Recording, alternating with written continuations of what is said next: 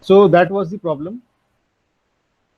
We already started in previous class where we solved this particular problem using three methods. The methods are like northwest corner rule,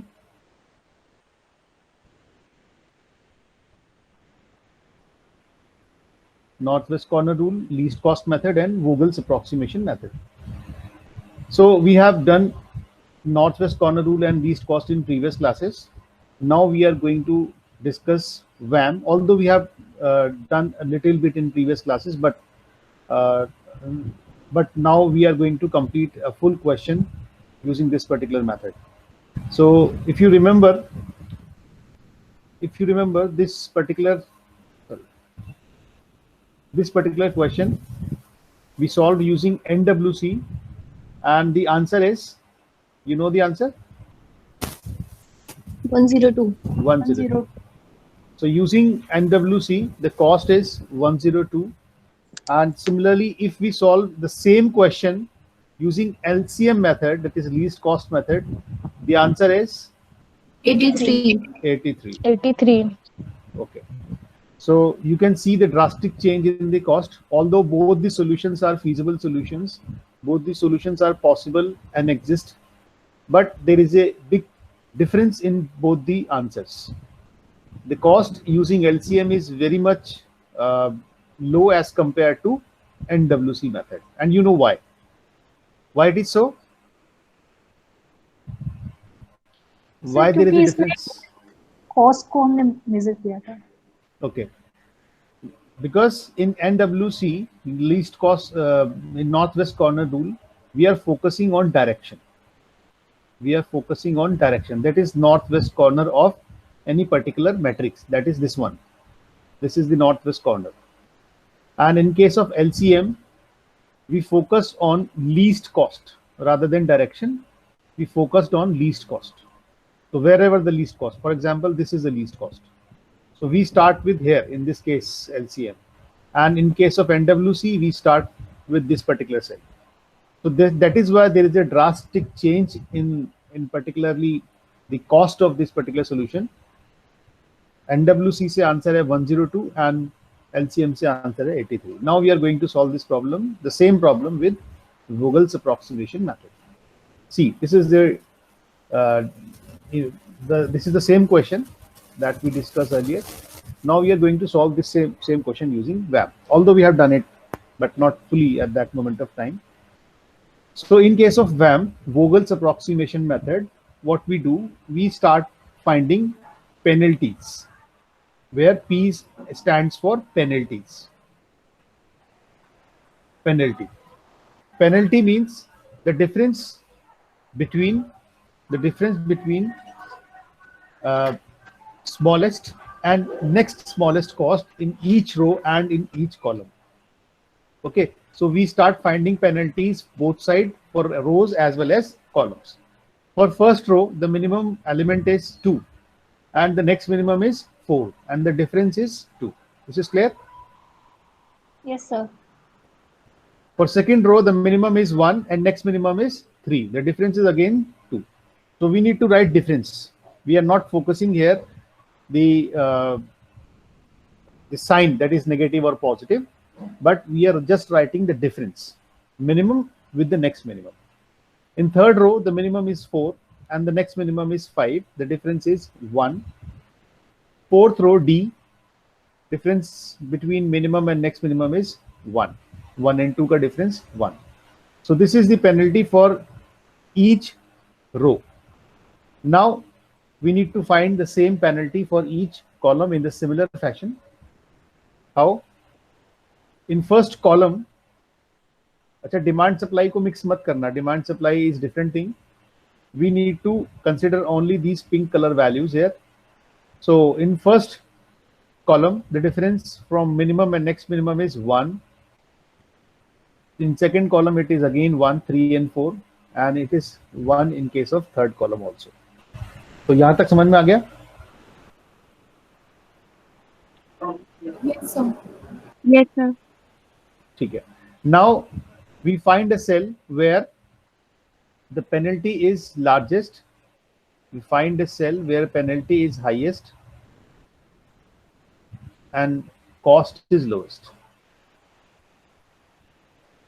पहले penalty देखनी है, highest penalty हो और cost lowest हो. So out of these 7 penalties, 4 here and 3 here, out of these 7 penalties, the largest one is 2. जो पहले दिख रहा है उसको पहले ले लेते हैं, otherwise you can start with here also. So the largest penalty out of these 7 penalties is 2. We take this particular penalty as the largest one, and along with this largest penalty, the lowest cost is 2. तो यहां पर हम allocation करेंगे. Is this clear?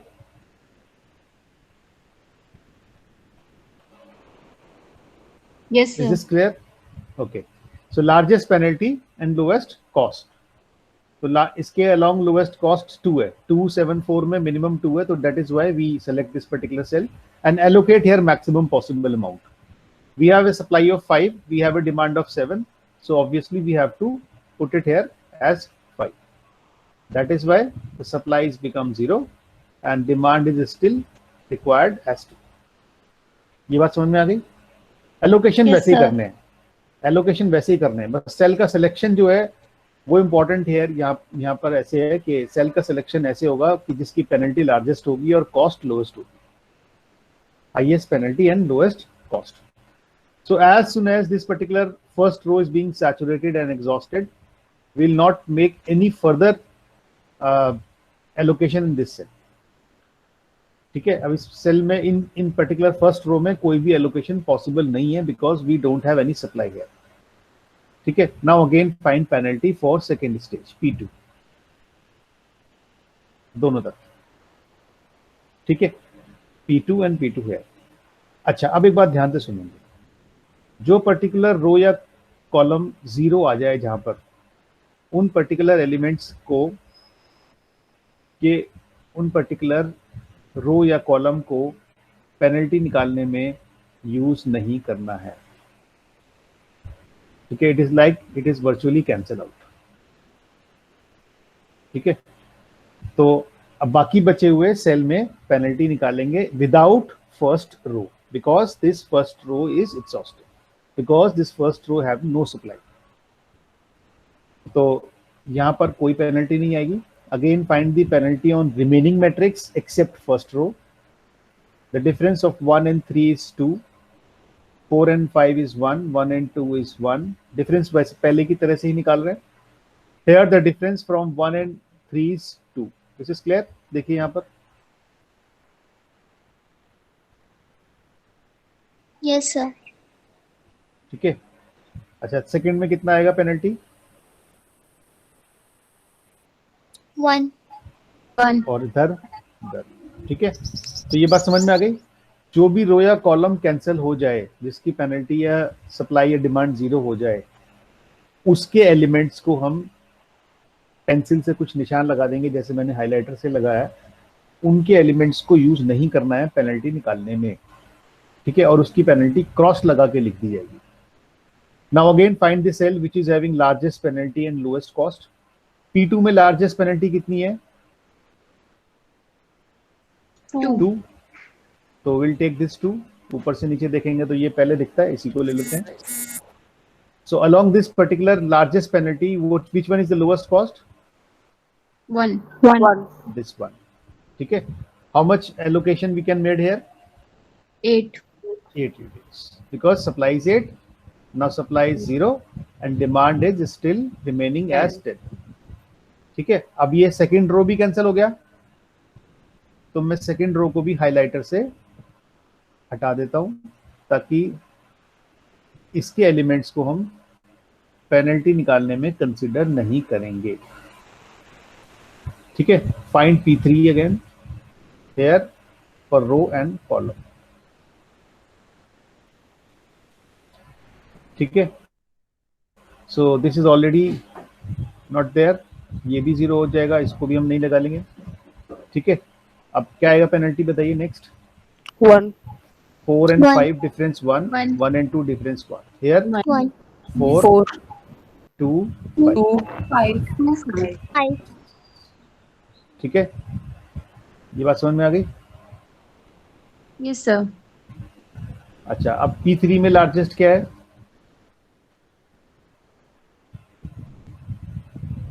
5 5। 5 के along lowest cost कितना है? 2 2. 10 ठीक है, उसी प्रोसेस को रिपीट करते जाना है। ठीक है, अच्छा अब एक बात, थोड़ा सा रुक के एक बात समझते हैं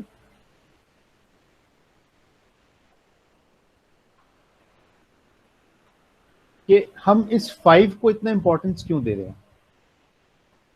ठीक है, although we can make some allocation here 10 and this become 0 and this become 4। ठीक है, ठीक है भाई। Yes, Yes, sir. Okay, now this particular column is also not to be used to finding further penalties. अच्छा, अब एक बात यहाँ पे समझने वाली है कि this 5, why we are considering the largest penalty and what is penalty? Still we are using it, but we don't know what is the meaning of this word penalty here. तो पेनल्टी का मतलब क्या है, जरा एक बार समझ लेते हैं। And why we are considering the largest penalty. देखिए, ये 5 कैसे आया था आपको, अगर अभी देखा हो आपने, 2 और 7 के डिफरेंस से आया था 5। ठीक है, 2 और 7 के डिफरेंस से आया था 5। इसका मतलब ये है कि at this stage we are having only 2 possible routes. One route is having cost per unit 2, second route is having cost per unit 7 and the difference is 5। एक रूट से कॉस्ट से आप भेजेंगे तो 2 रुपए पर यूनिट का cost आएगा, दूसरे रूट से 7 रुपीज पर यूनिट का कॉस्ट आएगा, डिफरेंस आएगा 5। इसका मतलब ये है कि अगर आपने ये वाला रूट यूज नहीं कर पाए, 2 रुपए वाला रूट यूज नहीं कर पाए, तो आपको 7 वाले से भेजना पड़ेगा। अगर आपने 2 रुपए वाले पर यूनिट वाले कॉस्ट के रूट को यूज नहीं कर पाए, तो you have to use the another possible route that is having a cost 7 rupees per unit. इसका मतलब ऐसा करने पर आपको कितना रुपए एक्स्ट्रा देने पड़ेंगे? 5 rupees. That is this 5 is actually penalty. अब समझ में आया पेनल्टी क्या है? Yes, sir. कि अगर आपने एक मिनिमम रूट है, अगर मिनिमम को नहीं यूज कर पाए तो अगला मिनिमम जो है वो 7 है। इसका मतलब इसको यूज कर लो, नहीं तो अगला मिनिमम का जो डिफरेंस है वो 5 रुपए पर यूनिट एक्स्ट्रा देना पड़ेगा।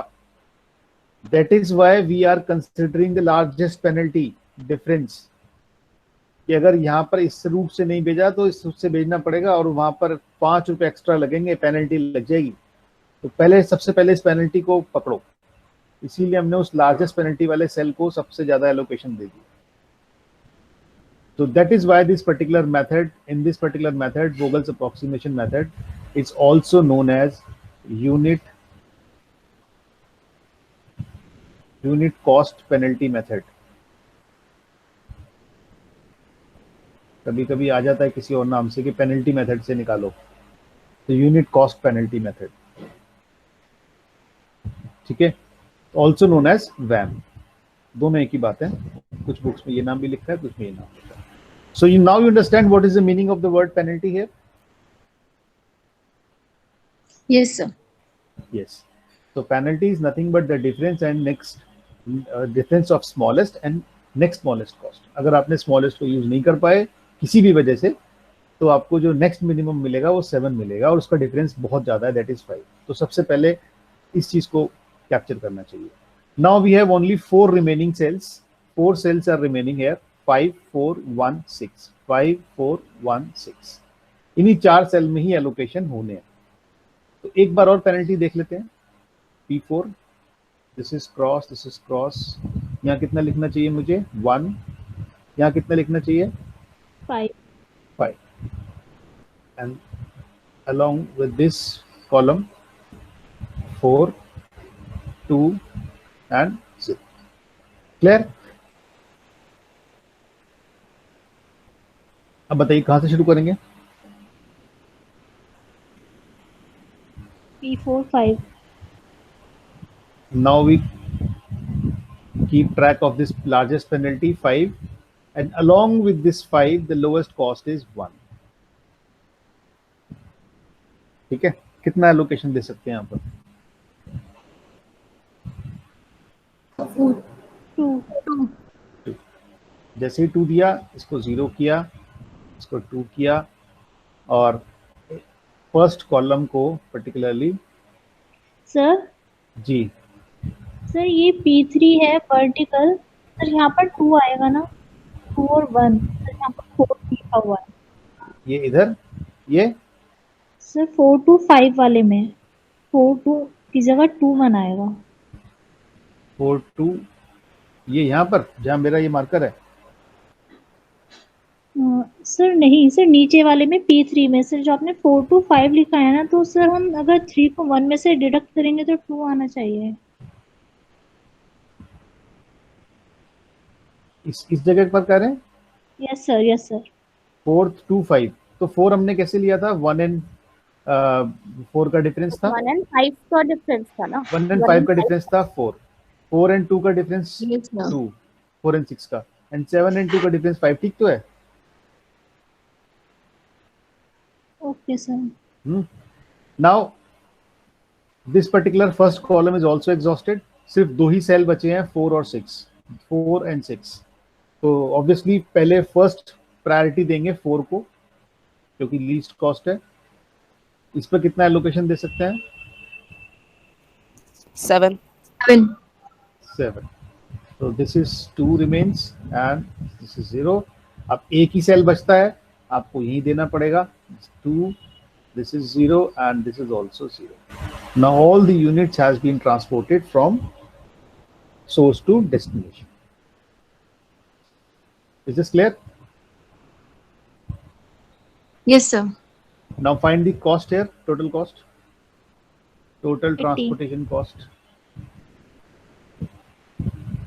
तो कितना आता है? 2 5 जा 10, 1 8 जा 8, 18, 4 7 जा 28, यानी कि 46 प्लस 2, 48 प्लस 12 and 20, सर 80। 80. तो ये बात समझ में आ गई सबको? Yes sir. 80 आपका ये कॉस्ट है, which is comparatively if we compare the previous cost, NWC से कॉस्ट 102, एलसीएम से कॉस्ट आया 83, and in the same question cost using VAM is 80, which is quite lowest as compare to, quite lower as compared to the previous methods. And you know why? पहले में ज्यादा क्यों आ रहा है, दूसरे में और कम क्यों आ रहा है, तीसरे में और ज्यादा कम क्यों आ रहा है? Because in first method we focus on direction, second method we focus on least cost, and in third method we focus on penalty as well as least cost. देखिए, largest penalty and lowest cost. So here we focus on penalty. Penalty is nothing but opportunity. Penalty को यहां पर हम एक और word से भी लिख सकते हैं, वही अपॉर्चुनिटी. ठीक है शिवानी? हाँ जी, बाकी लोगों को समझ में आ गया पेनल्टी या अपॉर्चुनिटी क्यों है? कि अगर आपने इस यहां पर 5 पेनल्टी आया था, डिफरेंस ऑफ 1 and 6, अगर आपने 1 वाले सेल को यूज नहीं किया तो आपको 6 वाले से भेजना पड़ेगा, यानी ये अपॉर्चुनिटी है, इसको यूज कर दो. तो I think now you understand how this particular method works and how you can solve a particular question using VAM. तो can we move ahead? Yes, sir. Okay, तो मैं स्लाइड चेंज कर रहा हूं.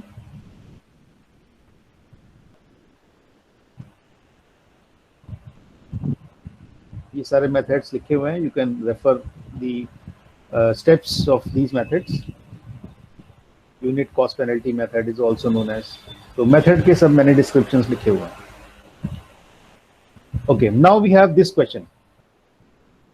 Now we have this question example. तो आप लोग solve करेंगे जरा इसको.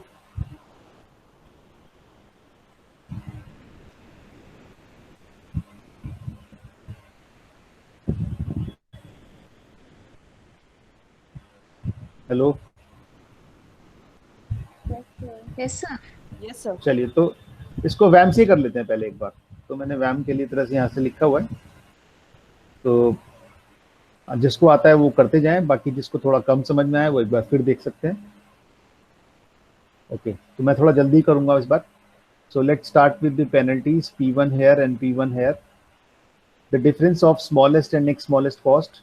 So in first row the smallest is 6, next smallest is 8, difference is 2. In second row 5 and 7, difference 2. In third row 7 and 8, difference is 1. In case of column wise penalty, 5 and 6, difference is 1. 8 and 9, difference is 1. 7 and 8, difference is 1, and this is 2. Clear? Sir first में 1 आएगा sir P1, sir 6 और 5. अच्छा, ठीक है. और देखिए बाकी सब ठीक है.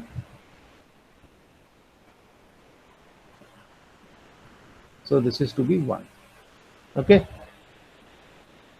Now start with the cell which is having largest penalty. Largest penalty 2 है. Out of these 7 penalties, the largest is 2. So take this 2, and along with this 2, the lowest cost is 5. ठीक. How much we can allocate here? 35. 35. मैं इसलिए दूसरा question खुद करा रहा हूं क्योंकि ये बड़ा इंपॉर्टेंट मेथड है. Done. So this first row P is being virtually cancelled out and will not use the elements of P in finding further penalties. तो इसको हम क्रॉस लगा देंगे. Okay, now 5 and 8 difference 3, 7 and 9 difference 2, 7 and 9 again difference is 2. Here 8 and 9 1, 7 and 8 1 and 2. Clear?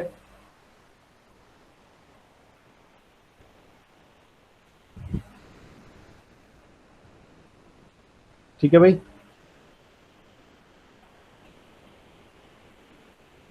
Yes, sir. Okay, now the largest penalty P2 second stage में largest penalty कितना है? 3. Along with this 3, the lowest cost is 5.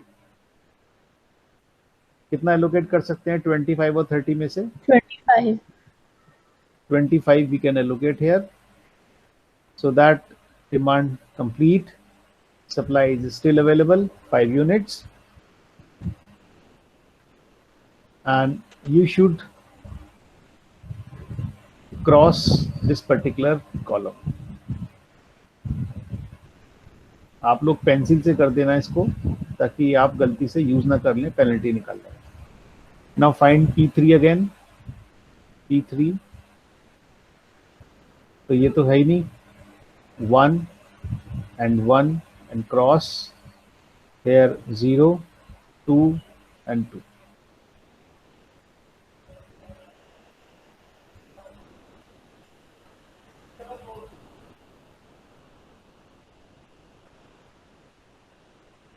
ठीक है. तो कोई एक 2 select कर लेते हैं इसमें से. अब की बार चाहिए वाला कर लेते हैं. आप ऊपर वाला भी कर सकते हैं. So along with this largest penalty 2, the lowest cost is 7, and 32 can be allocated here, and this is still remain 80. तो कौन सा कॉलम गया? Column R. ये 0 हो गया है.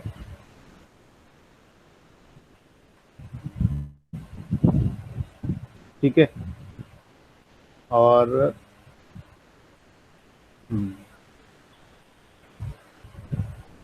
now we have only 3 cells left. 1, 2 and 3. यही हो रहा है, देखिए. Yes, sir. Now we have 3 cells left. So first priority is given to the minimum cost, that is 8. कितना देंगे इसको? 5. 5. Because supply is available 5, but still demand is not complete. Now next minimum is 9. इसको कितना दे सकते हैं?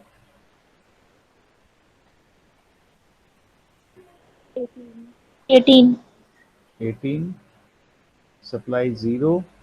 Demand it is still 5, require more. And the last one option is this 11. And obviously we have to make some allocation like 5 here. And now all demand and supply figures are being saturated. And you can find the total cost.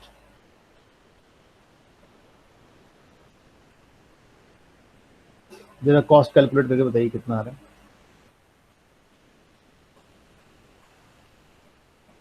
Eight into 5,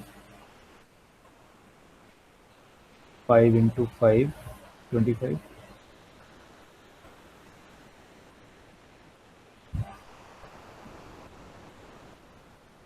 जरा calculate करके बताइए.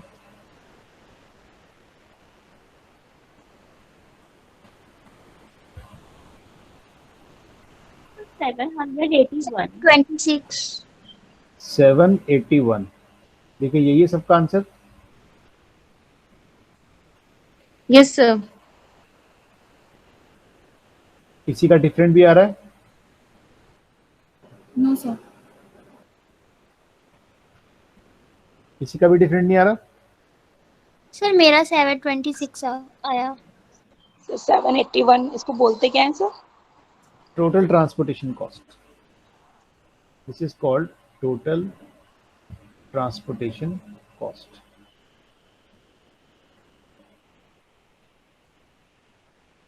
Total sir transportation. मेरा तो 731 आ रहा है इसका answer. कितना आ रहा है? 731. 731. Yes sir.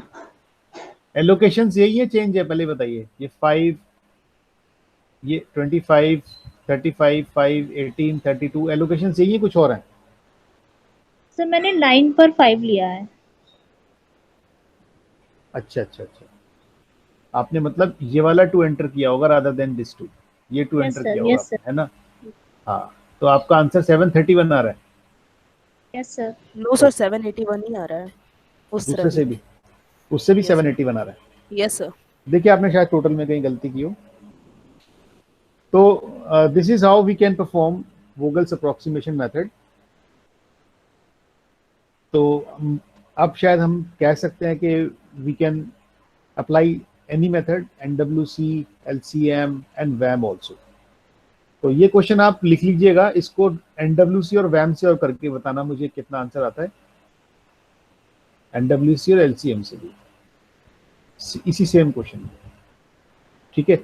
अच्छा, एक चीज मैं बता दूं आपको. एक क्वेश्चन दिमाग में आ रहा होगा आपके, नहीं आ रहा तो आना चाहिए. In examination if such question is there in your question paper, तो which method is to be applied?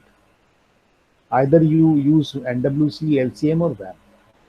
अगर क्वेश्चन लिखा है और लिखा है, कुछ नहीं लिखा, सिर्फ लिखा है solve the following transportation problem, तो कौन सा मेथड यूज करना चाहिए? ठीक है, इसका आंसर है कि ऑलवेज यूज WAM. ठीक है. क्वेश्चन पेपर सेटर हमेशा ये चाहेगा कि आपको अगर कोई भी नाम ना दिया हो तो WAM यूज करें. ठीक है. तो वोगल्स अप्रोक्सीमेशन मेथड यूज करना है पेनल्टी लगा के. LCM और NWC तभी यूज करना है जब उसका नाम लिखा गया हो क्वेश्चन में कि solve the following transportation problem using NWC और LCM. ठीक है. Otherwise, if the name is not mentioned in the question paper, you are advised to use only WAM, because the answer getting from WAM is generally more close to the optimal one. मेरी बात समझ में आ रही है? Yes, sir. ये तो आप समझ ही गए होंगे इस क्वेश्चन को देखकर कि हमने 3 मेथड से सॉल्व किया, 102, 83 and 80. The best answer is given by VAM.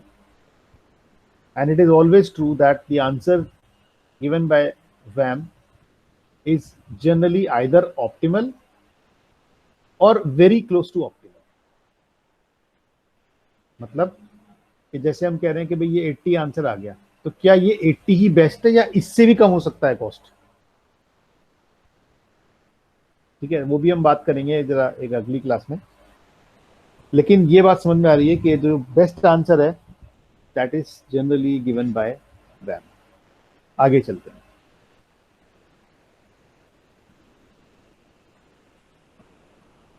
Yes, heading लिखेंगे unbalanced transportation problem. Unbalanced transportation problem. Unbalanced transportation problem. Done. तो अपनी कॉपी में हेडिंग लिख लीजिए unbalanced transportation problem. Okay. Sometimes it is found that the total of demand and total of supply in some questions may not equal. Sometimes demand is more than supply or maybe demand is less than supply. ठीक है. Technically this situation can be written as sum of AI is not equal to sum of DJ. मतलब the total of demand this side, the total of supply this side and the total of demand this side is not equal. जैसे अभी हमने थोड़ी देर पहले question में देखा ये सब बराबर था. This 120 is the total of this side as well as the total of this side. This is equal, but sometimes it is not equal. Sometimes you are producing more or sometimes you are demanding more. ठीक है. So this situation is called unbalanced transportation problem. ठीक है. ये बात समझ में आ गई? कब आएगी सिचुएशन ये? जब डिमांड और सप्लाई का टोटल बराबर नहीं होगा. अब बराबर नहीं होने में दो ही सिचुएशन हो सकती हैं, either demand is more than supply और supply is more than demand. ठीक है. तो ऐसे क्वेश्चन को क्या करना है? For solving such problems we introduce a dummy row और column whichever required with the cost element as 0 and then solve the problem as usual as we done earlier. ठीक है. बात समझ में आ रही है? Yes sir. Yes, sir. Okay. Let's take one example. अगर नहीं समझ में आई है तो एक एग्जांपल ले लेते हैं. ऑल्दो अनबैलेंस ट्रांसपोर्टेशन प्रॉब्लम का अगर थ्योरी क्वेश्चन आता है तो आपको ये वर्ड्स लिखने चाहिए कि ये होता क्या है, कैसे कैसे सिचुएशन होती है, कैसे सॉल्व करते हैं सिचुएशन को. तो ये आपको लिखना चाहिए. See this example. क्या ये एग्जांपल बैलेंस्ड है अनबैलेंस्ड है?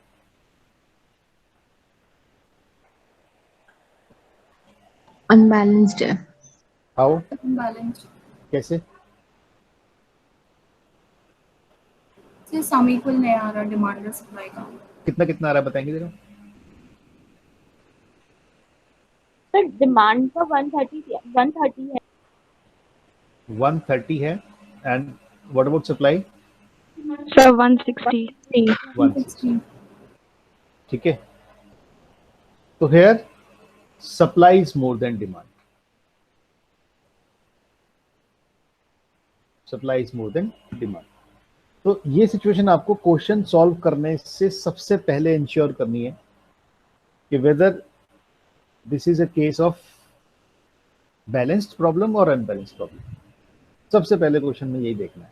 ये नहीं कि आप जो जल्दी से क्वेश्चन देखा और सॉल्व करना शुरू कर दिया और बाद में फंस गए. ठीक है. तो हियर इसको टेक्निकली बोल लेंगे the sum of AI is not equal to the sum of DJ. AI is supply and demand is DJ. तो इट इज नॉट इक्वल. कितना डिफरेंस है? 30 का डिफरेंस आ रहा है. 30 का. ठीक है. तो जब भी कभी ये सिचुएशन होगी तो हम एक डमी रो या डमी कॉलम इंसर्ट करेंगे. ठीक है. जैसे यहां पर क्या चीज कम है? डिमांड कम है ना. तो what we do, we create a virtual column here as we W5 a dummy which is not exist really. ठीक है, cost element with 0 0 and the difference कितना है 30, वो हम यहाँ डाल देंगे. Now the total of supply and total of demand is equal as 160. ये बात समझ में आ रही है? Yes sir. Yes, sir.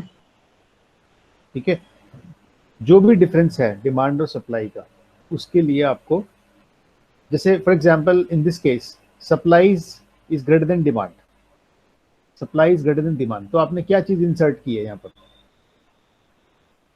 Column. तो whenever supply is greater than demand you need to insert a dummy column. ठीक है.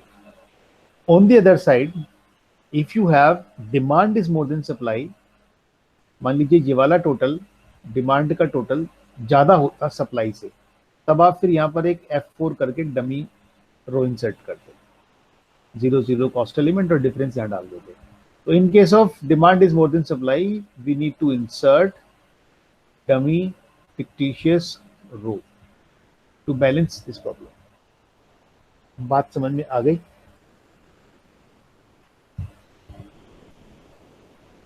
Yes sir. Yes, sir. ठीक है.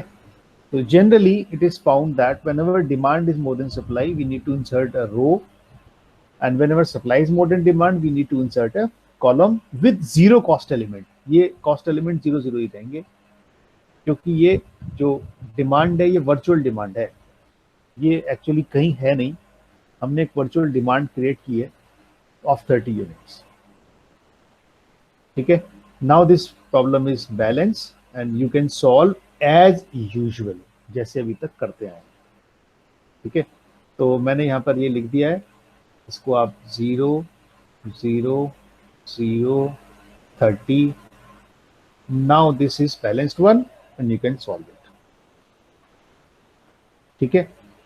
अब आप इसको सॉल्व करना ही शुरू कर देंगे किसी भी मेथड से. बस एक चीज ध्यान रखनी है, जब आप वैम से शुरू करेंगे, एक स्टेज पर मैं सॉल्व कर देता हूँ, आप इसको कंप्लीट करेंगे. How? P1, this is P1. देखिए जरा एक बार सॉल्व करने की कोशिश करते हैं एक लेवल पे, फिर आप बाकी करना. क्या होगा यहाँ पर? Penalty. While calculating penalty, this dummy column should be considered with given equality as compared to other columns also. उसको वही सम्मान देना है जो बाकी W5 को वही सम्मान देना है जो W1 से लेकर W4 तक के कॉलम्स को है.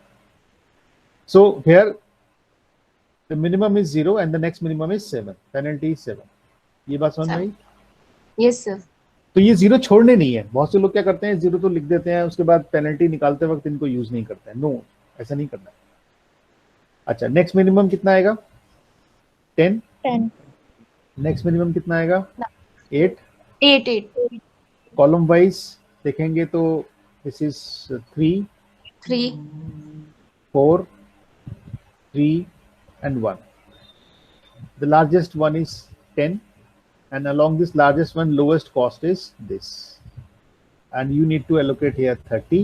This is 0 and this is 10. ऐसे ही करेंगे? Yes, sir. बताइए, बात समझ में आ गई? Yes, sir. So we need to consider this dummy row while calculating the penalties. Number 1. Number 2. The lowest cost would be considered as 0 here if it is there, and allocate maximum possible amount. Now complete this question. आप complete कर लेना, जो answer आएगा मुझे बताना. इसको screenshot लीजिए, complete करना. अच्छा, एक बात लास्ट में, जब आप कॉस्ट निकालेंगे सारी, तो एक जगह पर आपको 0 से 30 को मल्टीप्लाई करने का कॉस्ट आएगा, तो वो कितना होगा? 0. ऑब्वियसली ये जो 30 यूनिट्स थे, जो हमने बोला कि भाई हम F2 से W5 को भेजेंगे, F2 से W5 को भेजेंगे और W5 है नहीं, तो इसका एक्सप्लेनेशन क्या है? ये यूनिट्स कहाँ गए?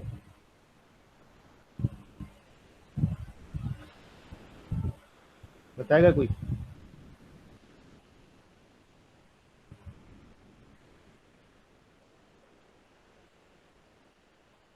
हाँ जी, any explanation about this excess unit? बताइए भाई, जो भी बताना चाहते हैं आप बताइए, सही गलत कोई बात नहीं, आप बताइए तो सही।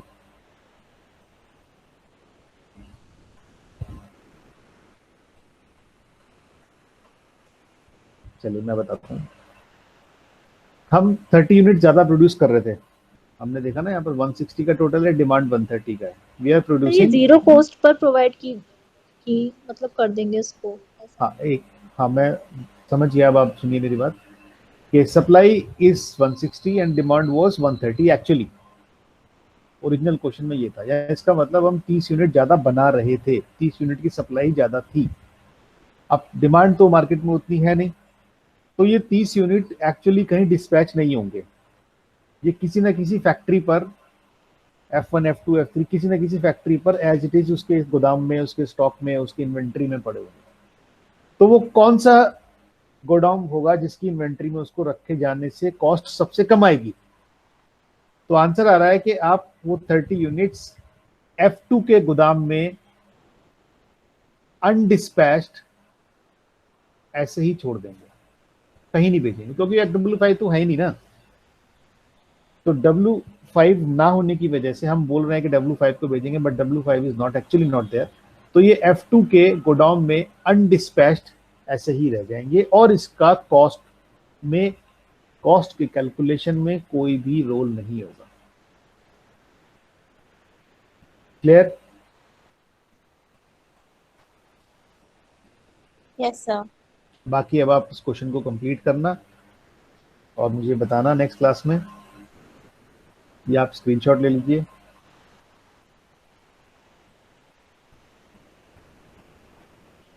ठीक है, तो आज हमने क्या सीखा? एक तो वैम और अनबैलेंस ट्रांसपोर्टेशन प्रॉब्लम। तो आप एक तो ये क्वेश्चन करके देखना मुझे, दोनों, एक तो मैंने आपको बोला कि ये क्वेश्चन आप दोनों मेथड से करेंगे, LCM और वैम से, LCM और NWC से, और इस क्वेश्चन को कंप्लीट करेंगे। ठीक है? हाँ जी, किसी को Yes, कुछ sir. पूछना है? So this is what about today's lecture, and in next class we'll discuss about special cases of transportation problem, like maximization cases and like the cases of prohibited route. Okay.